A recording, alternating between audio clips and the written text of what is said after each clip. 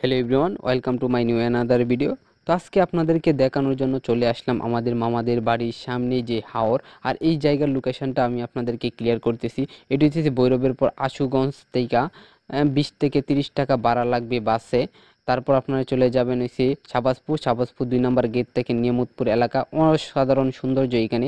আপনারা যদি এই বর্তমান সময়ে এখন যান তাহলে আপনাদের আগুন মাসের মধ্যে অনেক সুন্দর ভিউ পাইবেন। আর এখান দিয়ে যে রাস্তাটা প্রতিবাহিত হয়েছে সেটা অসাধারণ ভিউ। আপনারা যদি ড্রোন শট নেন তাহলে আরও সৌন্দর্য বেশি পাইবেন। আর ওই দিক দিয়ে দেখতেছেন আমি একটা দুইটা ধান খাইতেছি। আর আপনারা যারা যারা ধান খেতে যান, যদি আপনাদের এরকম অভ্যাসটা না থাকে তাহলে আপনাদের সৌন্দর্যে বা একটা ফসলের জমি যে একটা উপভোগ সেটাই আপনারা করতে পারবেন না কখনো। আর এইখানে আমি প্রত্যেকবার আমি ওইখানে না, শুধু যত জায়গাতেই গেছি যদি এরকম ধান ক্ষেত পাইছি পাকা অবস্থায়, তাহলে আমি একটা দুইটা ধান এমনিতে মুখে দিয়া খাইতে থাকি।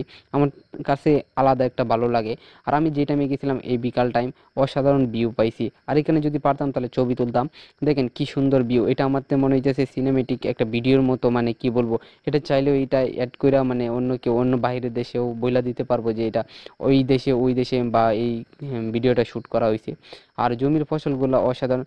আর এখানে সবচেয়ে বেশি একটা জিনিস ভালো লাগছে, সেটা হইতেছে কলের যে জমির কোনার মধ্যে দেখতেছি সবাই এরকম টিউবওয়েল ইউজ করতেছে, মানে ব্যক্তিগতভাবে। কারণ এইভাবে যদি ফসল উৎপাদন করা হয় তাহলে সহজে পানি